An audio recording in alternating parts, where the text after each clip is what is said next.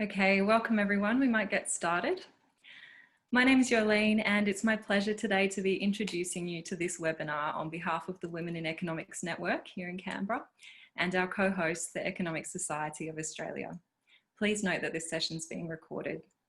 We'd like to extend a warm welcome to our online audience wherever you may be joining us from.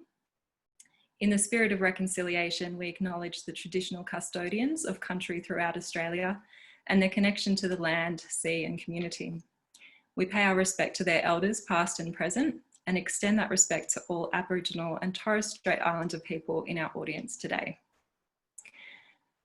The Women in Economics Network, also known as WEN, exists to promote the incredible talent among women in our field. And what better way to do this than with today's panel? Senior economist in the Australian economics team at ANZ, Felicity Emmett, joins us from Sydney. Welcome, Felicity. Hello, everyone. Managing Director of RBC Capital Markets, Chief Economist and Senior Relationship Manager at RBC, Su-Lin Ong, joins us from Sydney. Welcome, Su-Lin. Hello, everyone. Economist and member of the Global Markets Research Team at NAB, Kaixin Owyong, joins us from Melbourne. Welcome, Kaixin. Hi, everyone. And to moderate our discussion, I'd like to welcome award-winning journalist and host of The Business on the ABC, Elysse Morgan, and hand over to her to kick off the discussion. Thanks, Elysse. Thanks so much, Yolene, and welcome everyone to what would normally be in a room type event. So thank you very much for dialing in. I hope you have an opportunity to have a bite of lunch, have a sit back and learn a lot from the incredible minds that we have on the panel today. The motivation for today and what we hope you get out of it is taking a pretty good pulse on the Australian economy. Obviously, all economies around the world at the moment are going through an extraordinary time, unbelievably uncharted waters for all parts of the economy, with very few really good indicators as to exactly where we're all headed. However, we do have better data now than on the economy than we've ever had. The cooperation between the banks and the data that they have on their customers and sharing that with Treasury and with government has been extraordinary. And so it'll be fantastic to have a look at what the outlook is for the economy from the fantastic people on this panel. And then also to ask and answer questions. So if you do have any questions at any point throughout our discussion, there's going to be heaps of time at the end for me to have a look through and ask the questions that you have of the panel. So please go down to the bottom of your screen and there's the Q&A section. So please just type your questions in there as we go. I will keep an eye on those questions as we're going through. I'll either ask them at the time if it's relevant, or I'll leave them to the end and we'll have a really good session there. I know that we do have some schools that have joined the discussion today, and that's fantastic, and a special welcome to you. I hope you're enjoying your economics studies. I hope homeschooling hasn't been too bad for you all. Especially if you have any questions, please type them in. There's no better brains in Australia to help you do your assignments and your essays than on this panel today. So with that, let's get started. To start off with, when COVID-19 first happened and then we saw the shutdown, particularly of the Australian economy, there were some extremely dire outlooks for the economy, for jobs, for house prices, for all of the key indicators on the economy. Now, since the government has and the authorities have seemed to got on top of the virus, those dire outlooks have been wound back from economists and also from the governments themselves. So firstly, I'd like to go through sort of how bad we thought it might be and sort of where we're looking now, obviously thinking that this could change on a dime, particularly given the outbreaks that we've seen in Beijing over the weekend. I'll start off with you, Kaixin. From NAB's perspective, just how dire were the outlooks for growth, for employment, for house prices, etc., and where have you moved to now? think for NAB's view, we were quite lucky in terms of the accuracy of our forecast, in that we haven't actually revised our forecast too much. We are expecting a 9% fall over the first half of this year, and then a bit of a strong growth over the second half of this year, about 5%, as things start to get back to normal. I think there's been a lot of debates in markets and economic commentary about the shape of the recovery. So there's talk of a V-shaped or U-shaped recovery. Broadly, our view is that we're in the middle of a very deep recession. It's a sharp fall right now. As restrictions get lifted, we start to see activity return to normal as people get back out there. But there are significant job losses, there's significant economic pain, which means we won't get back to normal until perhaps mid-2022. How we have tweaked our forecasts is that we now think the start of recovery is happening earlier, and that's really been because Australia has been quite successful in containing the virus so far. And we also see unemployment peaking later this year. And the reason for that's sort of a technical one. We expected a lot of people to have lost their jobs, and that has happened. The data so far confirms that, unfortunately. But also a large number of those people left the workforce. So of the about 600,000 people that lost their jobs in April, 500,000 of those left the workforce, and that limited how quickly the unemployment rate was rising.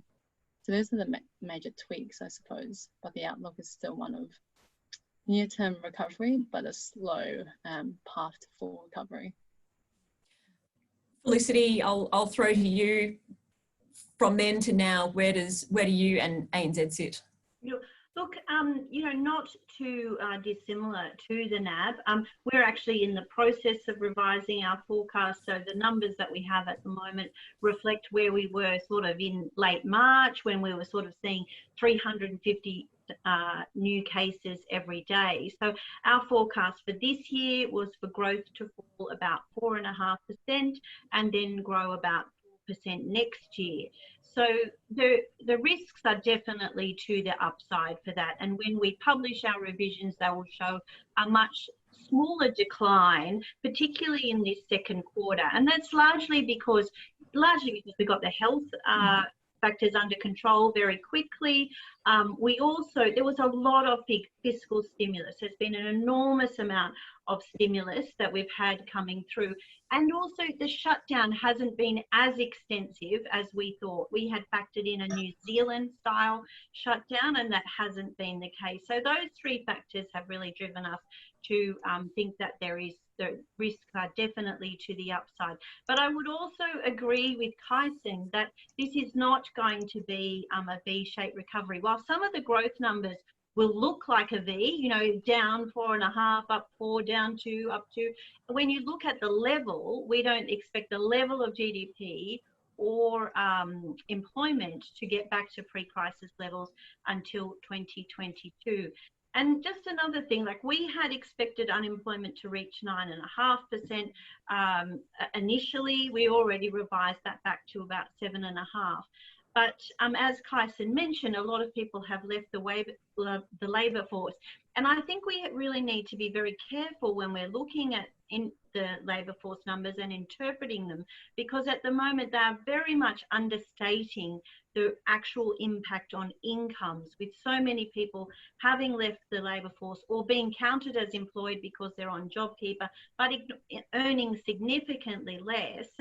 There's a much larger hit to incomes than what the unemployment rate and our forecasts of unemployment rate would suggest. So that's something to really keep in mind.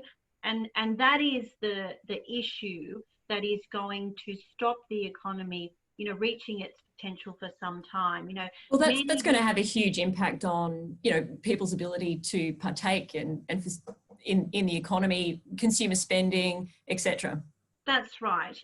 What we'll see is many businesses won't reopen. Businesses, as they reopen, they won't employ as many people. And then that flows through to those income measures that in turn flow through to consumer spending and decisions like whether to buy a home or not. And so that's the factor that's going to prevent the V-shaped recovery.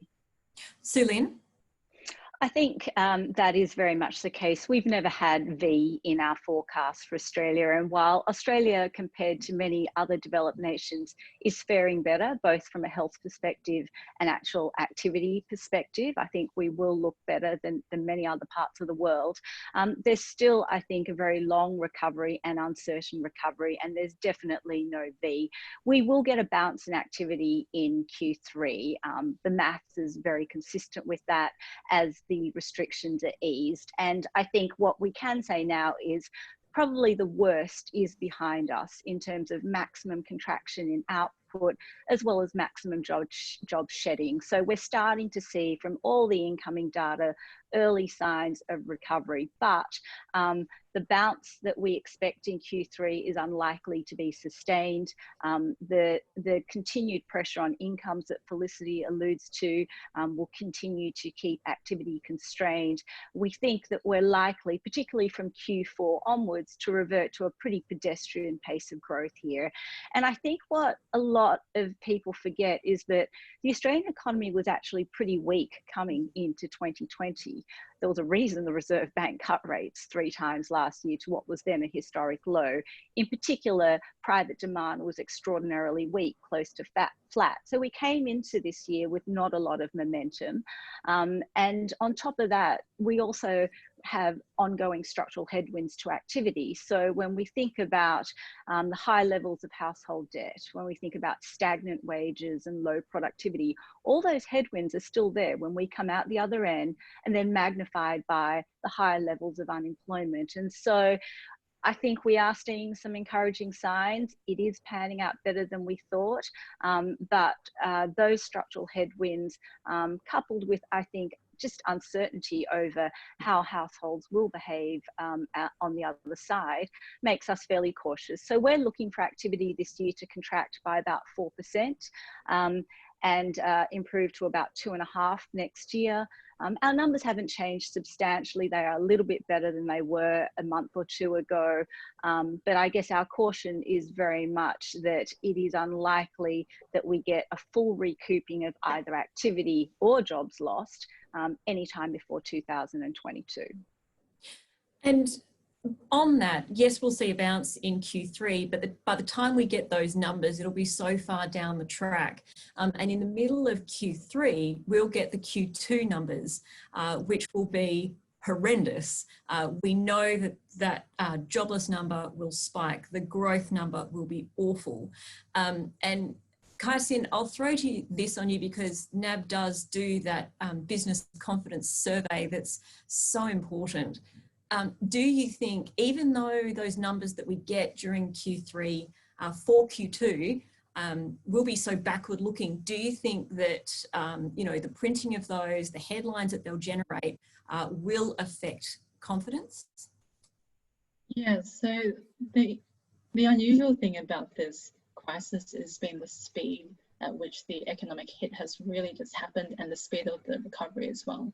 So throughout this whole period, we've really been looking to high frequency indicators ahead of the traditional labour force and GDP figures, which come out with some lag. I would say they're still quite important because there's no more of a comprehensive measure of what's happening in the economy than those figures. But really at the moment, the markets were looking at what's happening with things like the business survey. So the NAB business survey, it's shown that conditions and confidence as reported by businesses have just been absolutely smashed. Confidence is at a record low. Conditions are at where they were during the 1990s recession. And it says that businesses have all really taken a big hit to their revenues and to their profitability. And they're saying that employment conditions, they're not really looking to employ very much. It doesn't look very good. And this has also been complemented by what we're seeing, some of the ABS high frequency indicators. So the ABS has really stepped up and started providing a quicker look at what's happening with businesses. And they were saying that 10% of businesses stopped trading during the pandemic. That's a colossal amount of activity that just stopped. And it really says the extent of that hit has been huge. What we're starting to look at now, though, is for signs of the recovery, how big that bounce is going to be, whether that will be sustained. We're looking at not just the NAB survey, but I'm sure other banks are doing it too, but NAB has looked at its balance sheet data. So what are its customers doing in terms of spending and going back out there? And things actually look quite good over May. As restrictions were lifted, a lot of spending started to pick up again. For certain industries, such as hospitality, that's still very limited, but things are improving, and we're hoping that will continue as confidence starts to build. What we think we need to see for that confidence to be sustained, though, is really jobs growth. Jobs is everything right now. That's a perfect segue. There's, I want to get on to JobKeeper, JobSeeker, and the government's response to this and how it plays out in the economy. But firstly, there's a lot of questions coming through in relation to the jobless rate, how reliable, unreliable it is, given that we've seen so many people drop out of the workforce altogether. They're no longer being counted. And then also, are they being superficially inflated? The number of people still being employed, are they being superficially inflated by JobKeeper? As you mentioned, Felicity, they still have a job, but they may only be doing the absolute minimum of hours, etc., in order to remain employed. So I might go to Su-Lin for first, your thoughts on what you think of the unemployment rate. How good an indicator is it at the moment, and how significant an issue underemployment is now? They're really good questions that are coming through. We've long argued that there's way too much focus on the unemployment rate. It is one single indicator, and it's much more important to look at the broad suite of labour market data to really get a sense of where the labour market is at. And that's especially the case at the moment, where we know the JobKeeper program has flattered for sure the unemployment rate. What we see is really those on JobKeeper still counted as employed, even if they work 0 hours. So there are much better measures really to gauge the real health of the labour market. And that's everything from the hours worked, participation, underemployment for sure, and overall participation rates. And when we look at that broad suite of labour market data, you can really see the weakness in the labour market. We've seen a substantial exodus of people out of the labour market, nearly 500,000 in the month of April, big drops in participation, big historic declines in hours worked. And it is all very much a function of these restrictions. And so I think it's really important to look at that broad suite of labour market data. Again, like the activity numbers, the more timely data is telling us that the worst probably is behind us in terms of maximum shedding of labour. But what we will see, I think, is, and both Kaixin and Felicity have alluded to this, that as restrictions are lifted and things go back to some kind of normal or new normal, whatever that may be, you should see participation start to lift. You should see those people that have exited the labour force start to come back in, and that's going to put some upward pressure on the unemployment rate. So we think the risk is that the unemployment rate actually gradually drifts higher over the course of the year, and that partly reflects the participation. So the unemployment rate will be important to keep an eye on, but it's not the be all and end all. Underemployment, we think, particularly given the shock of the nature of this shock, is probably more important here. It has lifted to historically high levels at 13.7%. It's probably going to rise a little bit further. And that's really your real gauge of capacity and the amount of slack in the labour market. That is going to take a very long time to reabsorb. And that, I think, is important for the discussion around wages, around incomes, and obviously confidence and consumption. So that's really our assessment there. Look beyond just the unemployment rate. It is important, but it's the broader gauges of the labour market that are key. Worse probably behind us, but it is a very long road out. There have been a lot of jobs lost here. And Felicity, there's a few questions coming through. I'll combine one from Rachel and Toby. It's been noted by the ABS in particular that there is definitely a gendered loss of jobs here. It's particularly women and younger people have been affected by the job losses. What's your expectation of, as we come out of this, whether those jobs will be able to be regained? And a little bit of crystal ball gazing from you here.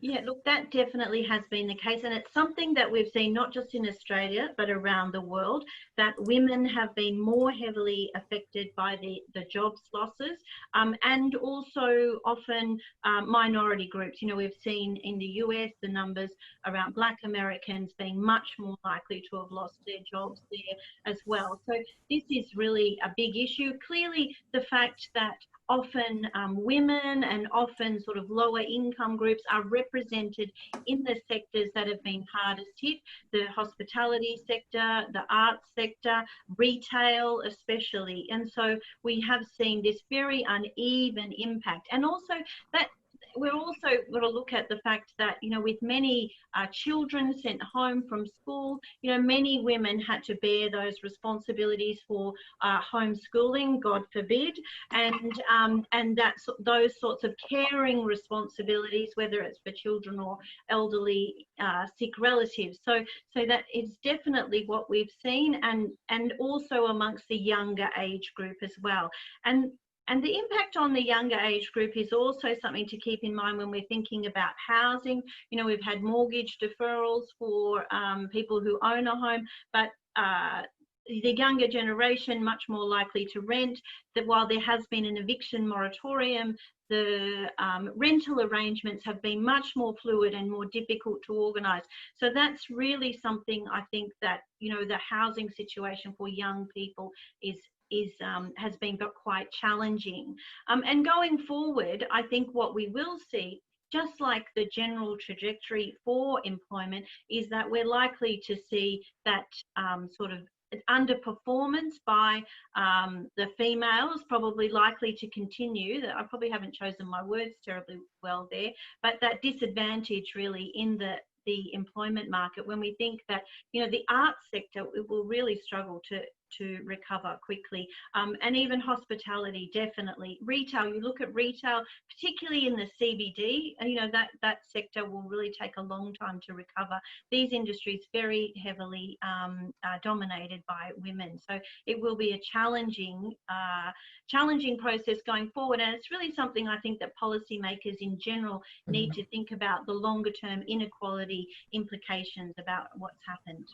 And we'll come back to that later on.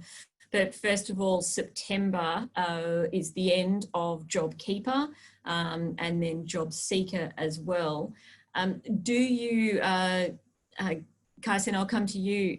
Is your base case that we're going to see some kind of cliff in September, or are we going to be in a position where the economy or parts of the economy are going to be strong enough to withstand the withdrawal of those government support programs? That's the big question right now. I think for us, it's definitely a concern. There's a lot of programs that are ending in September. We've got the boost to the unemployment benefits ending. We've got the wage subsidy coming off. We've got the end to the mortgage repayments of holidays all ending. And we are very concerned that we'll start to see the underlying weakness that may have been masked by this really come through. In terms of whether we'll see it show up immediately, we think for some time we'll actually have activity masked by just the rebound in people going back out there, going back to activity as well, close to normal as they can for some time. It's only until a bit later in the year that we think we'll start to see more of that weakness feed through, and we're worried about it, honestly. It's hard to say exactly what that will look like. We know policymakers are very concerned about that, both from the government and from the Reserve Bank. That's part of the reason that we've been calling for the government to do more in the fiscal space, particularly given that they had budgeted for more money to be spent on the JobKeeper wage subsidy, which didn't need to be spent because the economy turned out better than they expected. They could use that to really support households through this, which is where we see the need for support to continue so that we can have a sustained recovery. Su-Lin, what's your thoughts on this? So we've long been of the view that the economy is going to still need further support in Q4 when a number of those measures either cease or revert back to their original amounts. And it goes back, I think, to my earlier comments that the economy was actually fairly soft coming into this year, and that there remain a number of structural headwinds to activity, particularly for the household sector. So we think that there is still a role for the government to support demand, and that's probably going to be pretty evident in Q4 when a number of these measures end. I think what's challenging though at the moment is, and you heard it from the Prime Minister yesterday in his key CETA speech, we've heard it from the Treasurer, you can start to see a bit of a shift in their narrative here, and there is clearly some politics in this, and they're keen, I think, to emphasise the temporary nature of some of these measures. They are costly measures, they were designed for specific circumstances, and they clearly don't want them to last indefinitely. Our best assumption is that though the economy will need some help, and we may see some targeted industries that are assisted, particularly the likes of tourism, arts, hospitality, but it really is, I think, a tricky balancing act for the government at the moment, that they need to start, I think, weaning the economy off some of these. They don't want to do it too soon. I think that probably would be a policy mistake. And then at some point, and you can start to see it, I think, in the language now and the shifting narrative, they want to talk about some repair longer term. And that's, you know, a function of making sure the budget is in better shape to deal with the next inevitable shock, and also to provide all the necessary services, you know, that we need. So I think it is a pretty tricky act. I think withdrawal of stimulus too quickly on the government side would be, I think, the wrong thing to do. Yet clearly it can't continue forever. And that's where I think the bigger discussion that is rightly emerging at the moment is around reform. How do we lift longer term potential growth on a sustained basis? And that will be really important for the fiscal position over the medium term. We'll get to the reform issue and sort of how we get out of this the best way in a moment. But first, Felicity, a program that the government brought out early on that hasn't really grabbed many headlines or too many people's attention, but it's been bubbling away there and put a lot of cash into businesses, is the Cash Flow for Business program. I know you've looked at that. That's another program that's going to come to an end. But how important has that program been, and is that something that should be extended? Look, I think it's been quite significant. You know, it's worth $32 billion, you know, just half of the JobKeeper. But I think my main point around this is that there is enormous focus on JobKeeper and on extending that, and the clip when we get to that. But it's not just JobKeeper. You know, this boosting cash flow for employers has been, injecting sort of $15 or $16 billion into business balance sheets over this quarter and next quarter. We also have the household cash payments this quarter and Q3 as well as the job seeker and JobKeeper. So I think we just have to keep in mind all those four programs come to an end at the end of September, or at the end of the second quarter. Those four programs are worth about 12 or 13% of GDP in those quarters alone. That is a massive stimulus for GDP for the quarter, and to remove all of those programs in one go, I think the government would really risk derailing the recovery. And I think that they will have to provide significant support, whether it's in the form of these business programs or JobKeeper or JobSeeker, or some sort of more targeted version of all of the above. But I think for them to withdraw that stimulus too soon would be the costliest mistake, not just for the economy and for growth, but also in terms of getting the budget back on track, because that is normally the way that budgets are repaired. They are repaired by growth coming above trend and then filling the government's coffers. They're not repaired by austerity measures. A question that's come in is, as we shift into the government's response and what it can do from here, is how good is the home builder program and the infrastructure announcements that we've seen so far, which haven't necessarily been new projects, just a speeding up of current projects. Kaixin, are these things that are going to be material to improving the economy? Yeah, so the home builder program got a lot of press. In terms of the value of the program, it's fairly small as a share of GDP, but it is expected to support quite a few houses being built. And if you look at the share of annual house approvals, it's actually quite large. So in terms of the program, the government could get quite decent bang for its buck there.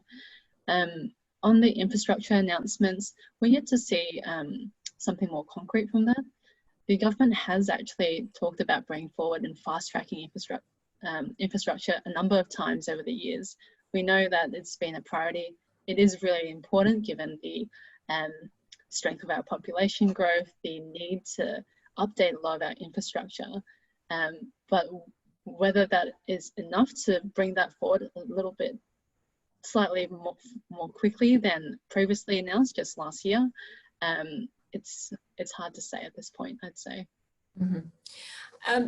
Su-Lin, what do you think the top 3 best things that the government could roll out, and it's not necessarily just the federal government, but state governments as well, to help lift the economy as we come out of these restrictions and as we come off the back of the current stimulus programs being cut off?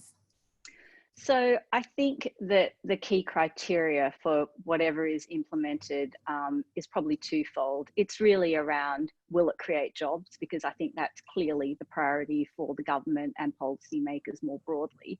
And will it boost confidence? Because I think the other part of all of this is the uncertainty, and confidence is really key here. It's important for households in terms of their expenditure and what they do. It's clearly important for businesses in terms of hiring and investment. So whatever the government comes up with, it has to tick those 2 boxes, I suspect, for it to be given the green light.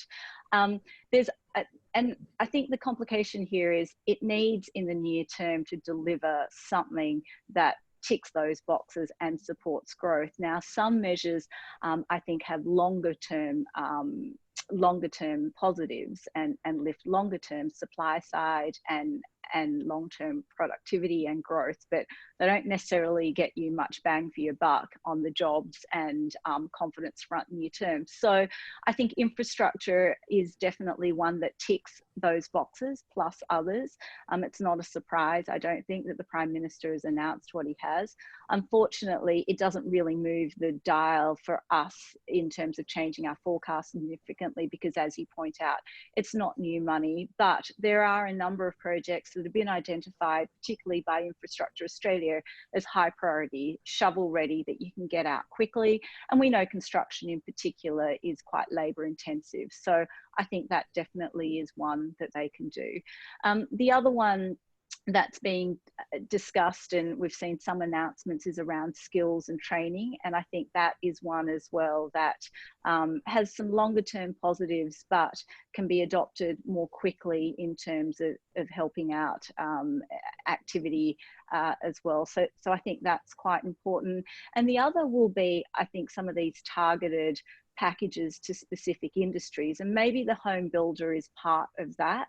Like I said, doesn't hugely move the dial for us in terms of changing, for example, our dwelling construction forecast. It helps a little, we did bump them up slightly, but it's those kind of individualized packages. And so there are obvious ones: arts, tourism, you know, they are labour intensive, they are key for consumption, they're important for confidence as well, I think, which, you know, we continue to come back to. So I think we will see probably more of those types of measures. I suspect there's a lot of lobby groups going around at the moment in Canberra, but that I think will be helpful because, again, they're targeted and they can have a fairly quick impact and tick those boxes around jobs and confidence.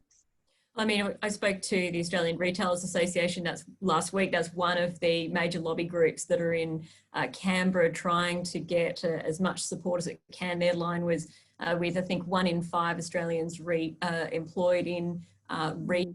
You can't have an economic recovery without a retail recovery. But Felicity, to come to you, so far the programs that have been, those targeted programs that have been announced by the government, and they're fairly predictable, infrastructure and housing, they're male-dominated industries. Should there be a focus on ensuring that the next tranche of programs or support measures that come out of the government are not necessarily just male-dominated industries? Should they be thinking about ensuring that it's women as well, or is that relevant? Should it be relevant to the way the government's thinking? Oh, look, I think it definitely should be relevant. I mean, they have really gone for, so far, you know, in some ways traditional sorts of stimulus packages like infrastructure, like housing, which, as you say, is very labour intensive, flows through to the economy in a number of ways.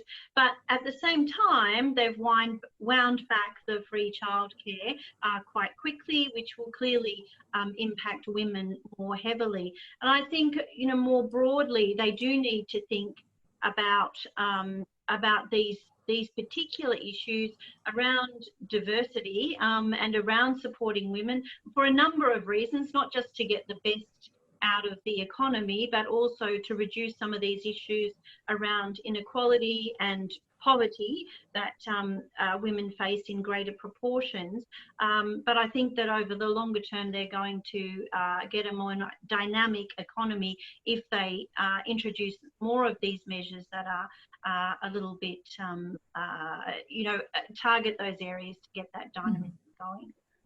Elysse, I might just add, I was part of this CEDA conference yesterday that the PM spoke at, the opposition leader and some of the state treasurers in the morning session, and they did similar to what we're doing at this forum. They took questions. Anyway, what was really interesting, I mean, you saw a lot of the topics around infrastructure and reform and, you know, state budgets and what they need to do.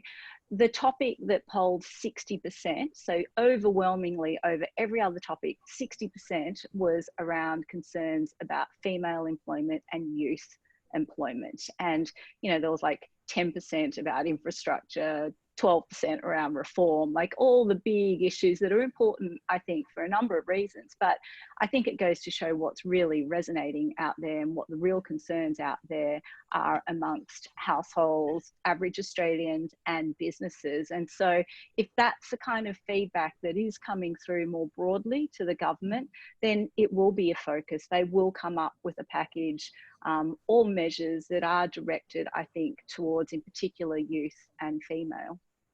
And so do you think perhaps if the government went too early in withdrawing that childcare package, and perhaps they should come up with something to replace it?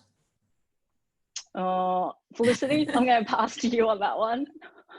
Well, I think that they do need to focus on things. What I would have added to Su-Lin is if we look back to the response to the global financial crisis, not just from an Australian perspective, but if we look you know, to the other developed economies, what we saw there is a lot of the measures ended up exacerbating problems with inequality, not just things like low rates, but some of the measures austerity measures to return budgets to balance, particularly in places like the UK, where there's big increases in inequality, big increases in poverty. And so I think this is something that governments, not just here in Australia, but around the world, really need to look closely at, that in this sort of longer term recovery, that we make sure that we are addressing those issues and not exacerbating those issues, because they become bigger economic problems over time. They become political problems that also then lead to economic problems. So I think that that is a really important framework that the government will really need to work with to make sure that we don't have a big increase in inequality over the next few years, as was the case in the DFP. I'd like to. Now let's take a look. The Reserve Bank's role in all of this has obviously been key and cannot be ignored. And I'll kick off the discussion about the RBA's role with a question from Phoebe Varela. She's a school student, so thank you for dialing in. Great to have you. Obviously, the RBA and obviously fiscal policy has been an important tool throughout COVID and will be important ongoing. However, what is the role of monetary policy in the next few months? How can tools such as the official interest rate help when there isn't much room to decrease them from 0.25?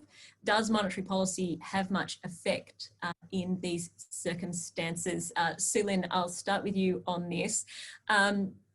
The RBA governor has said he will not go below 0.25%, but he also said he wouldn't go to 0.25.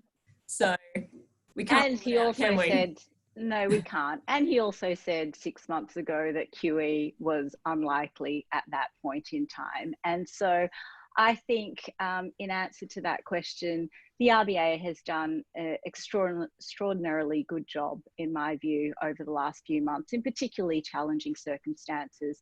They moved quickly, they moved in coordinated fashion with other policymakers to deliver maximum liquidity and support to the Australian economy. And I think the message from the bank remains clear. It will continue to do whatever is needed to ensure there's enough accommodation to, over the medium term, hit their key targets of full employment and within target inflation. So have they run out of room? Are they effective? I would argue that the continued liquidity in the system is really important.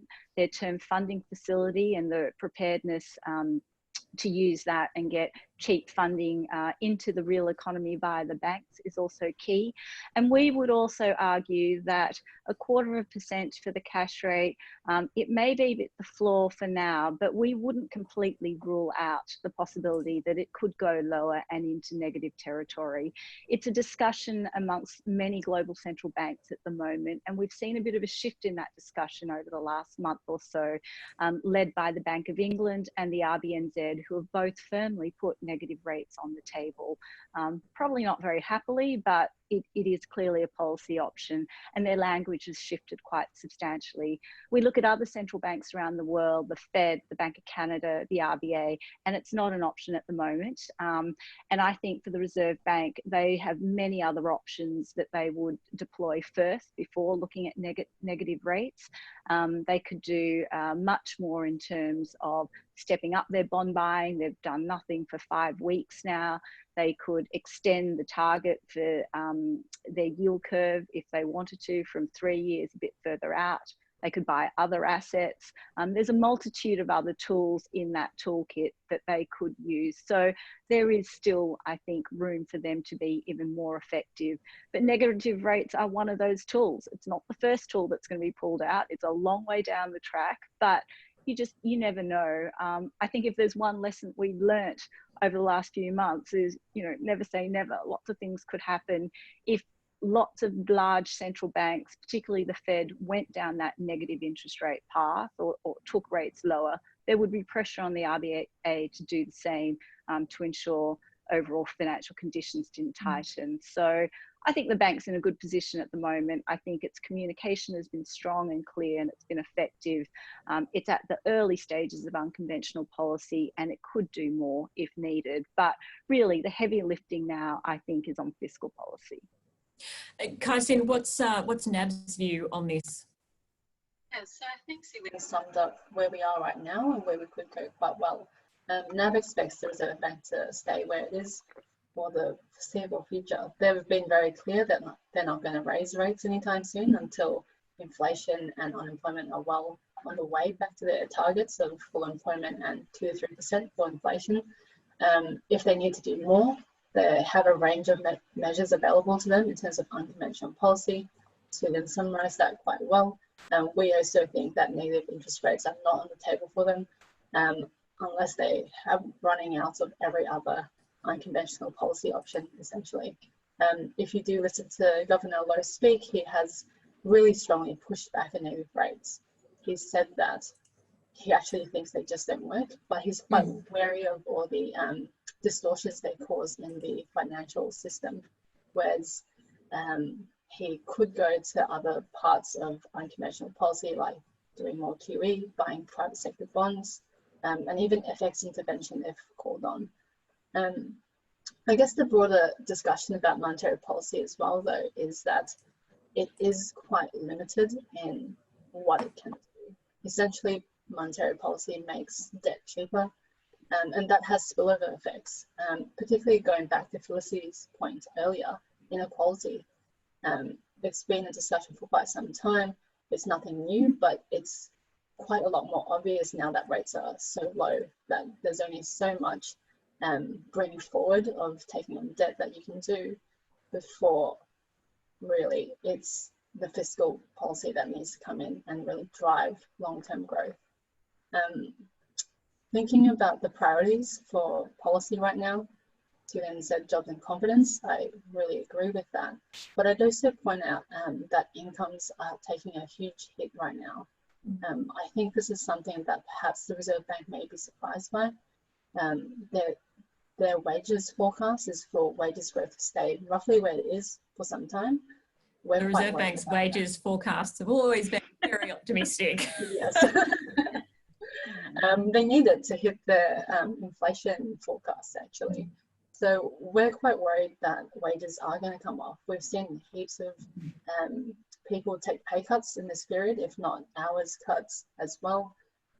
That's a huge hit to their income right now, but also going forward, it's going to be a lot harder to get a pay rise if quite a few of your colleagues or yourself have been forced to take a pay cut or hours cut in recent weeks and months. So we're quite worried about that, and we'd like to see a bit more from the government to support income growth. We can keep talking about the Reserve Bank, etc., but there's quite a few questions coming through. And one thing that we haven't touched on at all, but I think is quite important, this comes from Jack. So thank you, Jack, for your question. How does immigration play in this recovery? We've seen basically the borders close. Felicity, would you like to take this one to start off with? Sure. It's a great question, Jack, a great question. You know, we have been really relying over the past few years on population growth to drive our growth. We've had quite a few or a couple of quarters there where actually per capita GDP fell. So most of our growth was coming from population. Now, of our population growth, about 2/3 of it comes from net overseas migration. And so with the borders closed, that is, you know, could go to zero. The government has said it will fall by 85%, but it could easily go to zero. We could actually see net outflows. Around 2.5 million people in Australia are temporary residents on temporary visas of some sort. Some of them are getting some sort of benefit, but many of them are not entitled to unemployment benefits if they lose their job. So some of those could go home. And so this drop in population is going to have big impact on our growth potential just in the short term, because eventually the borders will reopen, and eventually I imagine the government will want to move back to a position where they are population growth is back to sort of somewhere where it was pre-crisis. But it is going to affect our growth in the short term. It's also going to have a big impact on the housing sector. You know, when you take away sort of 2/3 of housing demand, that is going to have an impact on established home prices and also on the construction sector. So it really will have broad-ranging impact on the numbers over the next year or so.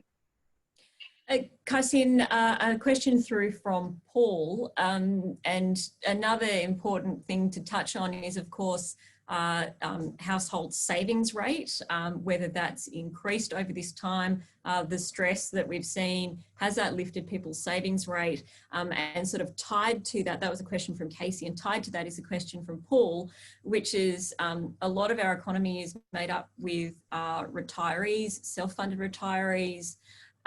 With the savings rate, with the interest rate being so low, will they be a drag on the economy, or are they not a big enough cohort to have much of an effect? Sure, those are two very good questions. Starting off with the savings rate, what we did see in the March quarter is the savings rate increased because households just didn't spend. A lot of us were forced to stay at home for a period, and we saw a big sharp fall in overall spending. There's only so much internet shopping you can do. Yes, you can't really get brunch off the internet. So we saw a lot of that fall away. And then because of that, as well as a bit of a boost to incomes from government assistance, the savings rate bounced up temporarily. We say temporarily because we think again that there's a very large income hit to households going forward. And we're also, based off high frequency sort of surveys that we've been doing and the ABS have been doing, we've seen people say that they're changing the way they behave on a permanent basis. They've become a little bit more conservative. They're building up their buffers by saving a lot more. So this kind of behavior going forward is actually going to be a small drag on the economy as well, because with people who are more conservative and risk adverse, that actually means that they're less willing to change jobs, push for that pay rise, and from the business perspective, they're less willing to take a risk and go out on a limb to invest in that new piece of equipment. So that change in behavior can be really important, and it's something to watch going forward. It's also part of the reason that confidence is so important in terms of the recovery. We need confidence in economic outcomes and in health outcomes, that people can feel like they can move back to normal. On the second question about retirees and a number of savers in the economy, that is a reasonable part of the economy, but on the whole, Australians are net borrowers, which is why the cash flow channel of monetary policy still works. When you have a lower cash rate on the whole, there's a lot of people who have mortgages and a vast amount of debt out there, where the lower cash rate really does help them pay that off, or jump in and get a new loan to buy a new house or something of the like. So even though it is not great for some retirees, on the whole, it is helpful. But this does play into the whole discussion about inequality and how monetary policy can exacerbate that. What is sort of segue between that to house prices? Su-Lin, this is a question from Ben. What does all this mean for house prices? I've got the data in front of me from a couple of months ago when we had the banks reporting. We had house price forecasts from CBA as bad as down by 32%. ANZ, Felicity, was a little less bearish on the house prices, thinking that they might be down by around 10% over the next 2 years. We're a way down the track from when these forecasts were made. And anecdotally, banks at the moment run off their feet with people inquiring for loans, refinancing, preparing to potentially buy, swap, etc. with housing. What's your outlook on this? Is this sort of green shoots of exuberance going to last? I think that we've seen probably house prices hold up a bit better than we would have anticipated. There has been a little bit of resilience. It's only a very small decline so far in the depths of all of this. I think part of it reflects supply, really, that there has not been very much supply on the market, and to some degree that's helped support house prices and kept them probably, like I said, a bit more resilient than we would have anticipated. So our forecast has been a bit similar to ANZ's. We are looking for a 10% decline over the next 12 months. And I think it's important to put that in perspective. A 10% decline is coming off some, near record levels of house prices. It's pretty modest, really, all round. And we'd still stand by those forecasts, because as I think the economy opens up and there's a little bit more confidence, the odds are supply will come back on stream. I think when you look at the more enduring factors that drive house prices, particularly on the demand side, the migration story that Felicity was talking about, the sort of weaker household income story, a still soft labour market, that does not bode particularly well for house prices, I think, over the next 6 to 12 months, particularly if supply comes back on stream. So we still think it's a fairly challenging outlook, but it is important to put it into context. 10% drop from these types of levels is a very modest correction after what has been an enormous shock to the economy that will have lingering effects, both in terms of actual activity and the labour market, more importantly. And we only have a few minutes left, but there's quite a few questions coming through with a similar theme in regards to inequality. Inevitably, if we see lower rates, we see asset prices rise. Those that have more, those that don't have get priced out of the market. And if we're not going to see significant house price falls, those people who have been saving with next to no interest being paid are getting further behind. Felicity, to come to you first, is this time that we're going through, the policies that have almost been forced upon governments and central banks, is it going to increase, and is it inevitable that it's going to increase inequality? Well, I think we should be optimistic that it's not inevitable that that's the case. But, you know, the government can't just sit back and hope that that won't be the case. They will need to think very carefully about how to support things like the housing market so that it doesn't increase this issue of haves and have-nots. And there's a number of ways they can do that. They've obviously introduced the Home Builder program to help really the construction sector, but certainly there's a big opportunity for them to do something on social housing that would create jobs, that would fix a problem that we do have in the society at the moment. So that is really, that is something that's an easy option. But there are other issues that they will need to really think about to counter the impact of these low rates that really by themselves will increase asset prices and so increase that inequality of wealth. But also they will really need to think carefully about the withdrawing of stimulus and the thinking, you know, reducing job seeker back to the old New Start level, which, you know, was, you know, had not changed in real terms since the early 1990s. And again, that's an issue around haves and have-nots. So there really are a number of policies, but the government will have to be quite active to make sure that they're addressing these issues that over time will come back to bite them if they don't. And we'll leave it there on that positive note. We're almost out of time. Thank you so much to the panel participants, Su-Lin, Kaixin and Felicity. Thank you so much to all the people that sent through questions. I was scanning them as we were going. I hope we got to as many as possible and answered as many of your questions that you had.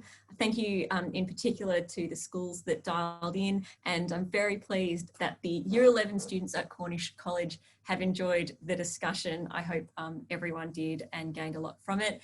Yolene, I'll throw back to you. Thank you, Elysse. It was wonderful to see over 150 participants in the session today. And on behalf of all of them, I'd like to give a big thanks to Elysse Morgan for leading today's discussion, and to Felicity Emmett, Su-Lin Ong and Kaixin Owyong for giving us your time today and sharing your insights with us.